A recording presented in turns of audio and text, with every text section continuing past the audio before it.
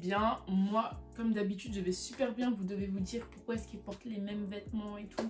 Faut savoir que j'ai filmé les deux vidéos le même jour. Voilà, j'étais déter et tout. Du coup, comme vous avez pu le voir à l'introduction et au titre, aujourd'hui, on va parler de la marque Chanel. On va s'intéresser du coup au personnage de Coco Chanel et on va également s'intéresser du coup à son parcours et savoir comment est-ce que cette marque s'est imposée dans le milieu de la mode. Donc bien évidemment, avant de commencer la vidéo, vous connaissez déjà la chanson. Abonnez-vous, commentez, partagez, likez. Je vais vous laisser avec la suite de la vidéo, donc c'est parti.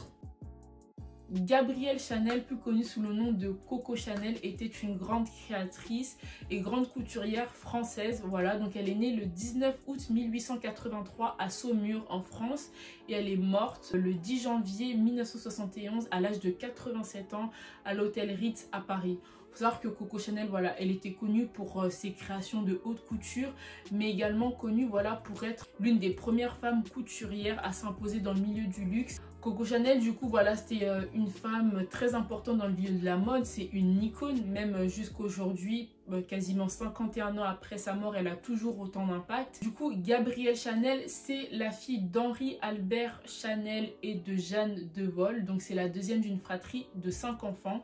Et on n'a pas vraiment de détails par rapport à son enfance, mais le peu de choses qu'on sait, c'est que son père, il était assez absent. En 1895, donc à l'âge de 31 ans, Jeanne Devol, la maman de Gabrielle Chanel, va mourir des suites d'une tuberculose, mais pas que. Il faut savoir que sa mère, du coup, avait enchaîné les grossesses.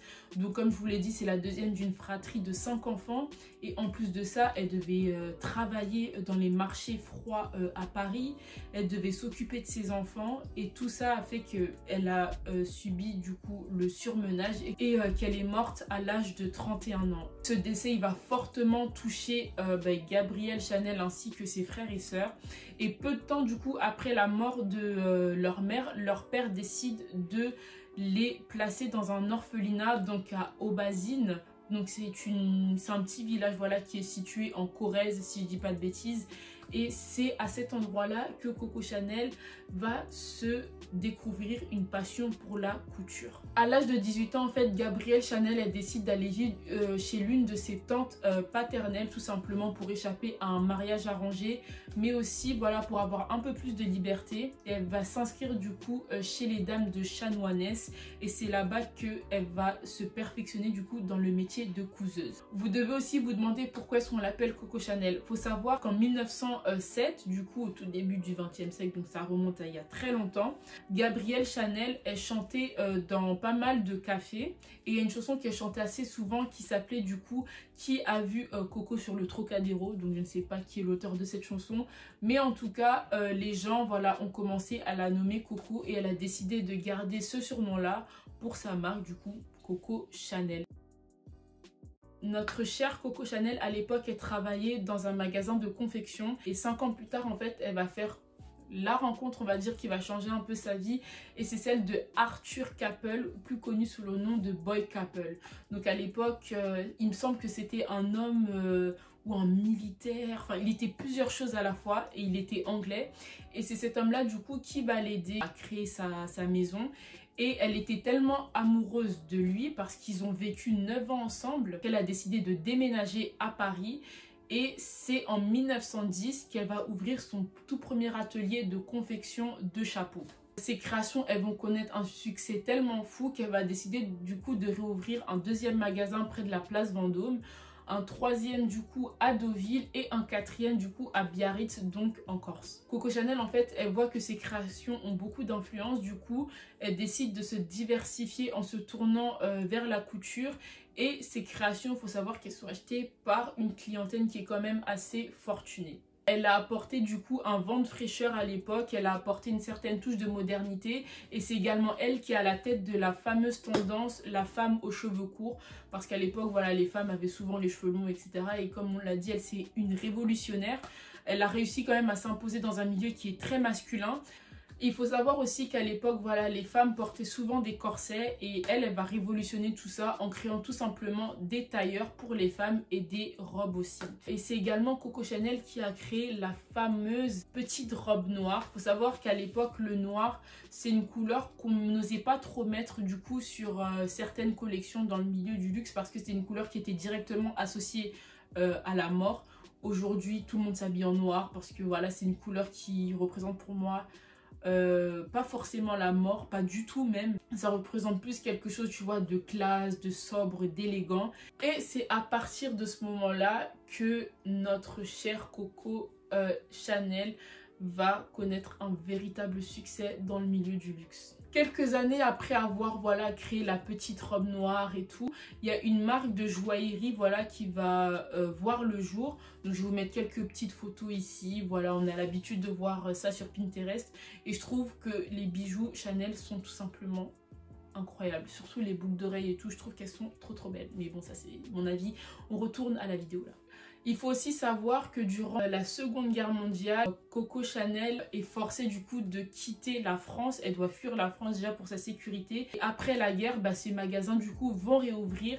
Et c'est à partir de ce moment-là qu'elle décide vraiment voilà, de changer le game, si je peux dire ça comme ça, en créant le fameux sac matelassé de chez Chanel, le Timeless, que je trouve divin. Franchement, il est incroyable et il porte bien son nom parce que c'est un sac intemporel. Dites-vous que ça a été créé dans les années 50. Aujourd'hui, on est en 2022 et il y a encore plein de gens qui ont ce sac-là tout simplement parce qu'il est incroyable et il est vraiment intemporel en fait. Il faut savoir que c'est également Coco Chanel qui a créé les ballerines bicolores à bout noir. Et grâce à toutes ces créations, elle sera du coup récompensée avec un Oscar de la mode.